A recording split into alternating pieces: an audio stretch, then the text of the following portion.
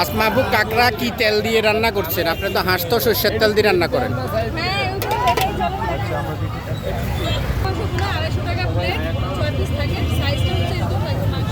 আর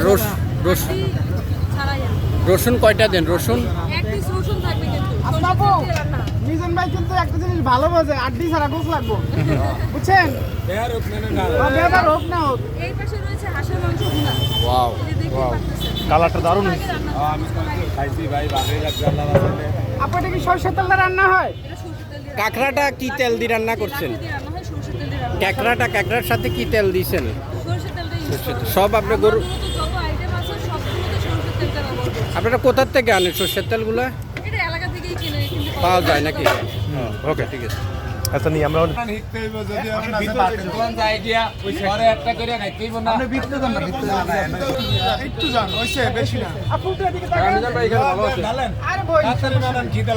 মিজান ভাই এখন আসমা আপুর ফিটা করে খোলা জালি, মিজান ভাই চলে আসে খোলা জালি আমরা পোস্ট করব। বইন বানাইতেছে পিঠা, আর কি ইচ্ছা আছে না আপনার শখ যে আপনিও বানাইবেন? এ ভাই সরকারে যদি ভাতের হোটেল ভাঙ্গে দেয় তখন একটা করে খাইতেইব না, এলাকা আয়া হিটতাছি আল্লাহ বাঁচাইলে। এই লাগে আসমা আপুকে আপনি শিখাইবেন নাকি? আমার ইয়ে লাগবে না, আমি কাম দেখলেই বুঝতে পারি। এটার সাথে কি কি দেওয়া আছে? এর সাথে হচ্ছে চালের গুঁড়ি আছে, লবণ আছে আর ডিম আছে। চাউলের গুঁড়ি, লবণ আর আমি ডিম। দেশে শীতল পিঠার মতো দেয়া যায়। আপনাকে দেশের মানে বলা ঠাকুর দেশের এই রেসিপিটা আসমা আপু আপনি কই পাইছেন? এই রেসিপিটা বড় বড় বানায়। দুলাভাই কোন জায়গায়? দুলাভাই মিশর থেকে? আপনাদের কি না, আমি শুনছি লাগে আপনি নোয়াখালী না চট্টগ্রামের কথা একটা ভিডিওতে বলছিলেন। আপনি এরকম একটা ভিডিওতে বলছিলেন, আমি দেখছিলাম। আফু অনেকে চিটাঙ্গা ভাষা জানেন না? জানেন না, এমনি অনেক আলাদা কত না কেন অনেকে চিটাঙ্গা ভাষা জানেন না? আমি কেন মন না শুনি যতবার যাই ওদের মতো হয়ে যায়। অনেক যেহেতু আপনি কি চট্টগ্রাম ছিলেন নাকি?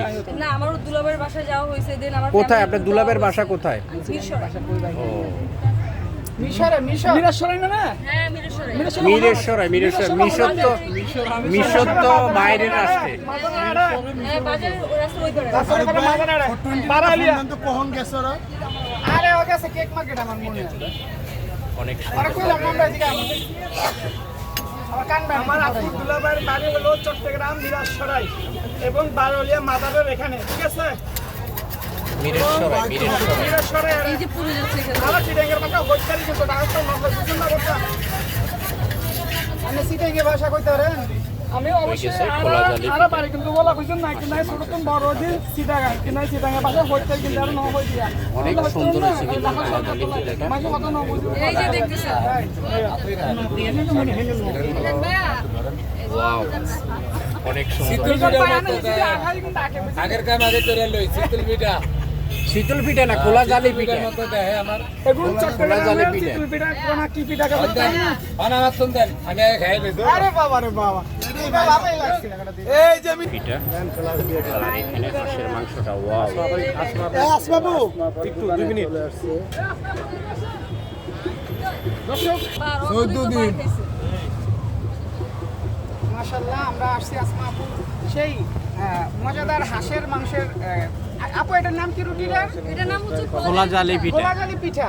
মাশাআল্লাহ এটার সাথে কিন্তু হাঁসের মাংস একেবারে পারফেক্ট। খোলা জালি পিঠা কিন্তু অন্য মানুষের কিন্তু আপনার মতো ভালো করে বলতে পারে না। আপনার খোলা জালি পিঠা বলাটা অসাধারণ। হ্যাঁ, এটা অন্য মানুষরা কিন্তু এভাবে বলতে পারে। খোলা যা পিঠা বলে। হ্যাঁ, আপনি কিন্তু অনেক সুন্দর করে বলেন এটা। খোলা জালি অনেক সুন্দর করে বলেন। পিঠা কত করে? 20 টাকা করে। 20 টাকা করে। আর হাঁসের গোশত মাশাআল্লাহ মাশাআল্লাহ অনেক দারুণ। দেখেন কালারটা এটা কি মিজান ভাইকে দেখে কি আপনি ঘুষ বেশি দিতেন না সবারই দাবি দিলেন? সবারে এটা এক পিস কম দিছে, আমি এজন্য আবার বাড়াইয়া দিলাম। এক সবারে এক। সবার জন্য এক। সবার জন্য দেখা যাচ্ছে 1 2 3 4 5 পিস মনে হচ্ছে। 5 পিস কত টাকা আপু? 5 পিস 250 টাকা ভাইয়া। 5 পিস 250